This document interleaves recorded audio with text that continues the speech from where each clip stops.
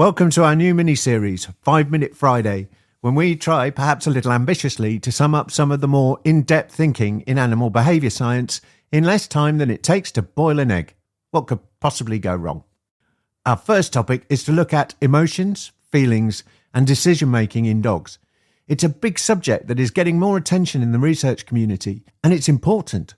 Why? Because whether dogs have a sense of self and can make decisions based on what they know about the world and their personal experience of it, rather than just having conditioned responses to stimuli, could have a real impact on how the world treats animals in the future. Now, personally, I think animals deserve respect, kindness, and understanding, regardless of whether they have a sense of self. But persuading legislatures, as well as some parts of the training community, is harder. It's important too for those of us who are professionals in the field because it helps to focus our attention on what will be most effective if we are working to modify behaviour. To keep things simple, let's think of there being two camps here. In the red corner, and it's not a fight, I was just struggling for a metaphor, we have the people who say animals have simple, spontaneous, physiological and emotional reactions to stuff and that those emotions cause motor responses to that stimuli. In the blue corner are those who argue that animals, or at least mammals, make active decisions about what they should do about any given situation, based on those spontaneous emotional responses and what they know about the world and their own experience of it now and in the past. Their subsequent behaviour has intention. They make active decisions by evaluating a variety of possible outcomes to a given situation based on their own experience. Still with me?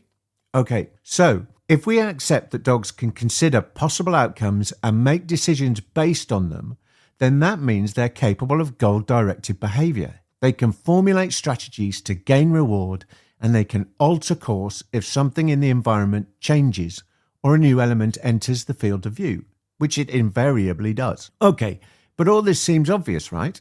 Operant conditioning, or learning by consequences, is already a well-documented approach to training, and we can probably all summon up anecdotal examples of our dogs appearing to show intention. But is there really something more going on here that has the potential to make a difference to progress and success? Do we need to go beyond operant conditioning and consider emotions that are particular to an individual dog and their response to their own experiences? In some ways, emotions are the straightforward part of this conundrum. We already have some well-established ways of measuring them that are both physiological and behavioural, even if the exact emotion is ambiguous sometimes. After all, emotions play a vital part in the survival of an animal, like fear. Yikes, that's scary, I'm going to run away. But beyond the immediate evolutionarily pre-programmed responses, what about emotions that are long-term and individual in nature? Well, they are more accurately described as feelings or moods and reflect how the animal's personality has been affected by regular exposure to either good or bad experiences. One of the leading researchers now looking at what's called the integrated approach or model is Mendl. Along with his colleagues in the blue corner, Mendl argues, and I'd say pretty persuasively, that animals experience the world in a complex way, and depending on what the trends are in their life experience, as well as their genetic makeup or conditioned responses, they formulate an either optimistic or pessimistic view of the world and their place in it. And this, Mendl and co. argue, means a dog's individual experience-driven emotions play a much, much bigger part in conscious learning and make their decision-making more complex than we had previously thought. If negative emotions become entrenched, a dog is much more likely to anticipate bad outcomes and any given situation and may become depressed as a result. This goes beyond what we think of as operant conditioning, where dogs apply what they have learned very specifically and may even find it hard to generalize, let alone formulate an optimistic or pessimistic worldview. So I leave you with this positive thought if Mendl and his colleagues are right about this, and I think they are.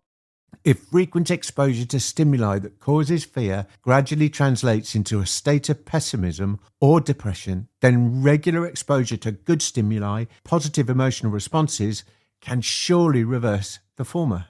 They may even recover more quickly from the impact of negative stimuli, and so become more resilient. Bowl half full instead of bowl half empty.